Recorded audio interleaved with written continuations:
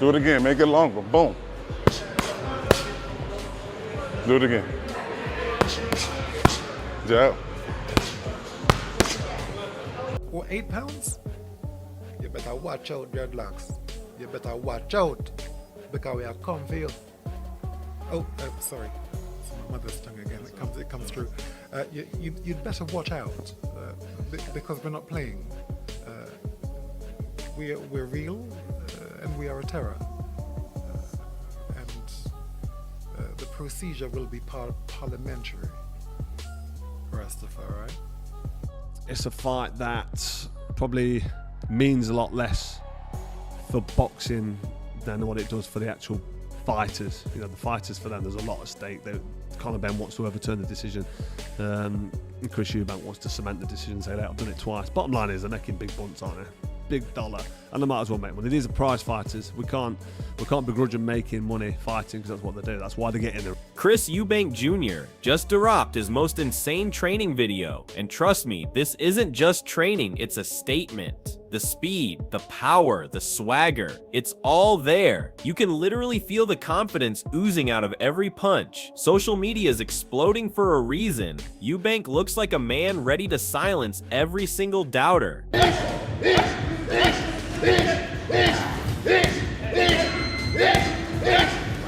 Eubank Jr. isn't just hitting the bag, he's tearing into it with bad intentions. Every shot echoes like thunder, sharp and venomous, as if he's visualizing Ben's face right there in front of him. This is controlled rage mixed with pure class, the type of work that screams danger.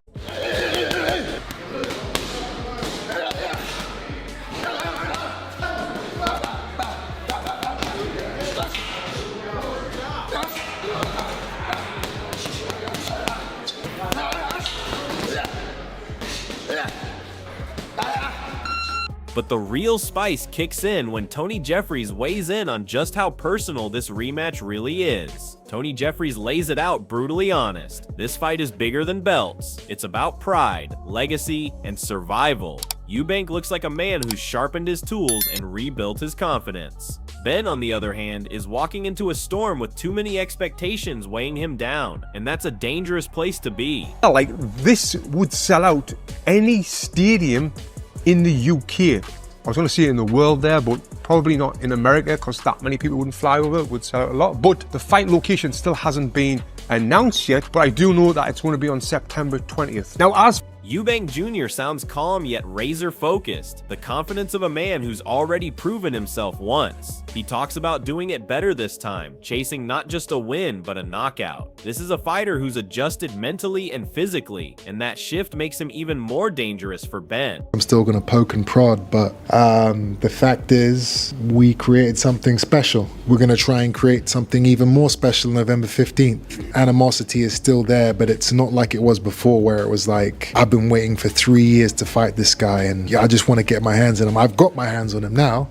I've beaten him. So now it's kind of like, all right, well, we're going to do it again. We're going to do it even better. Let's see what happens, you know? It's a different energy. You see yourself knocking him out this time round? I think so. That's the goal. That's going to be the game plan. I don't want to have another 12-round fight. So if I can get him out of there, I'm going to. Classic Conor Benn, emotional, dismissive, and trying to paint Eubank as fearful. But the reality is, it's Eubank who dominated and proved the levels. Ben's words sound more like frustration than confidence. A man still haunted by what happened before. Talk is cheap. In the ring, Eubank already owns the edge. I wouldn't say there's been a lot of respect anyway. Personally, I don't like him. You know, he thought I was going to be an easy touch, which is why he fought a welterweight.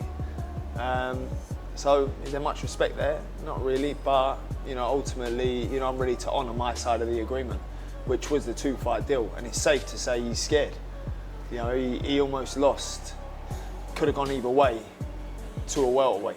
And the critics are weighing in too, with some bold takes on Eubank's performance. Johnny Nelson reckons Eubank's legs looked heavy and that Ben has room to improve, but that's a surface level take. The reality is, Eubank Jr. boxed smart, controlled the pace, and nullified Ben's best weapons. He wasn't stuck, he was measured. What Nelson calls stiffness was actually composure, a calculated approach to dictate the fight. Ben might improve, but improvement doesn't erase the gap in class. Eubank has already made made his adjustments. Sharper defense, cleaner shot selection, and the hunger of a fighter who refuses to let history repeat itself. Ben, on the other hand, is still searching for answers. Nelson talks about distance, but fans saw how Eubank dominated the distance last time. The idea that Ben suddenly flips the script feels more like hope than analysis. The improvement there for Conor, and I do think the results will be different the other way around in the next fight.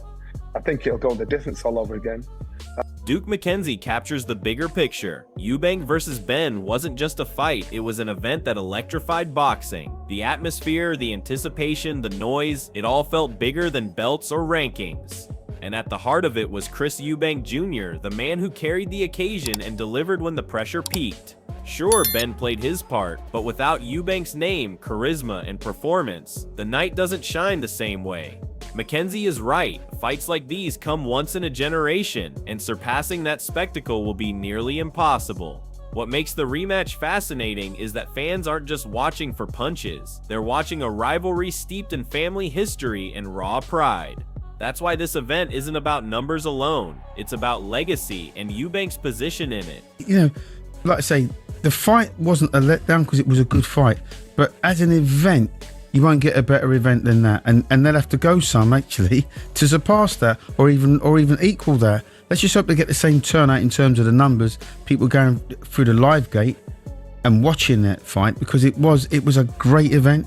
There's no ifs, buts, or maybes. You won't get world title fights that actually are a better event. McKenzie nails another crucial point. This rivalry isn't just about the fighters, it's about the reach. When you've got kids, parents, and even grandparents all waiting to watch, you know the story has cut deep into the culture. That's the magic of Eubank versus Ben. It's generational. Chris Eubank Jr. isn't just fighting for himself. He's carrying the weight of a name, a legacy, and fans who've been invested for decades. Ben's name has history too, but the difference is how each man represents it. Eubank embodies composure, skill, and a sharp professionalism that has outlasted all the chaos. Ben, meanwhile, thrives on raw emotion. That's why fans of every age group will tune in, some for history, some for drama, but most to see if Eubank stamps his dominance once more. On their dads, let's get that right. However, the intrigue that surrounds this fight, I've got young kids in my gym that are going to be tuning into this Three fight. generations are going to watch it, aren't they? That's what's great. I mean, they're so excited about it. Even Eddie Hearn admits Ben needs to be smarter if he's to survive this fight. Eddie Hearn's words expose the biggest flaw in Ben's game. He fights on emotion, not intelligence. Swinging wild might win applause, but it doesn't win wars, especially against someone as composed as Eubank Jr. Hearn himself admits that heart alone isn't enough. Ben needs to be smart, disciplined, and tactical. But the problem is, Ben has never been that type of fighter. Eubank thrives when opponents lose their heads, and Ben seems almost destined to fall into that trap again. The advice sounds good on paper, but in reality, it highlights just how wide the gap is between the two. Eubank can brawl, box, and adapt. Ben can only fight one way, and in a rematch of this magnitude, being a little bit smarter won't save him from the pressure Eubank is ready to apply. But you know, Conor Ben's Conor Ben.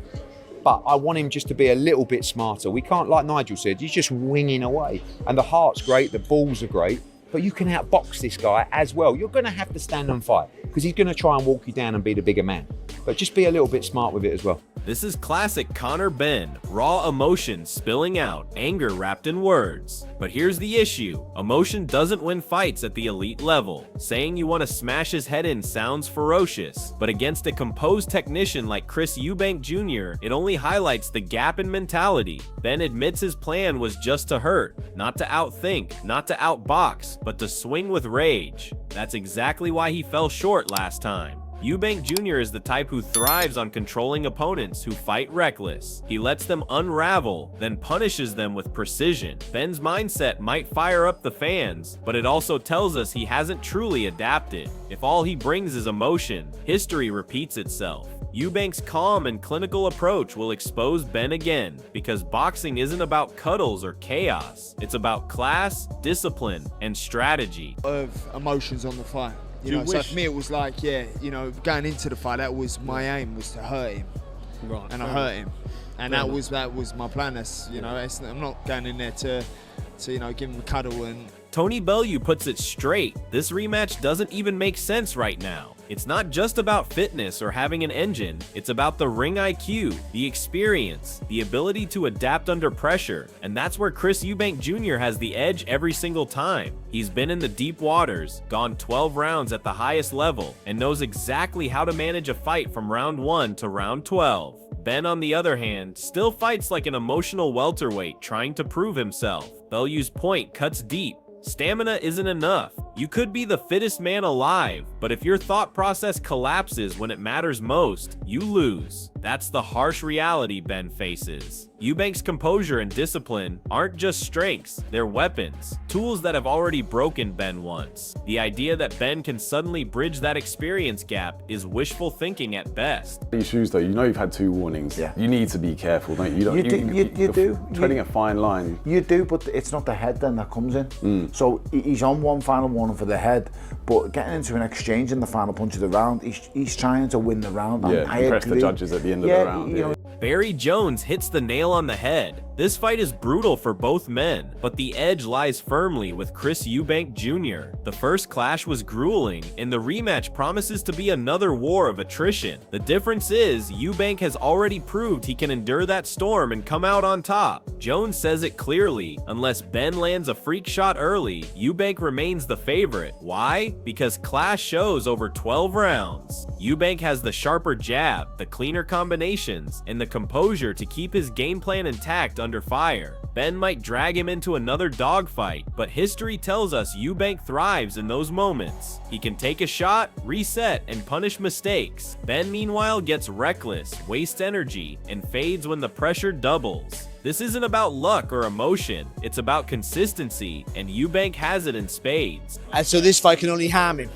Because that was a hard fight, the first one. This one will be another hard fight, whoever wins, unless there's a real freak occurrence, not freak occurrence, unless someone gets caught with the shot really early, then it's going to be a hard night, which you still have to make Eubank the favourite again, like I did the first time.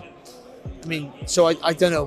When you strip it all back, this isn't just another fight. It's pride, it's family legacy, and it's a rivalry written in bloodlines. Chris Eubank Jr. has already shown he's the smarter, sharper, and mentally tougher man. He carries himself with composure, knowing that discipline and precision will always overcome reckless aggression. If he wins again, it cements him as the superior name in this era of the Eubank-Ben saga, silencing critics once and for all. But if Conor Benn somehow shocks the world, it rewrites the story, revives his reputation, and drags this rivalry into uncharted territory. The stakes couldn't be higher. Careers, legacies, and respect are all on the line. So the question is, who truly wants it more? The calm technician or the emotional brawler? Are you backing Chris Eubank Jr. to dominate again, or do you see Ben pulling the upset? Drop your thoughts below.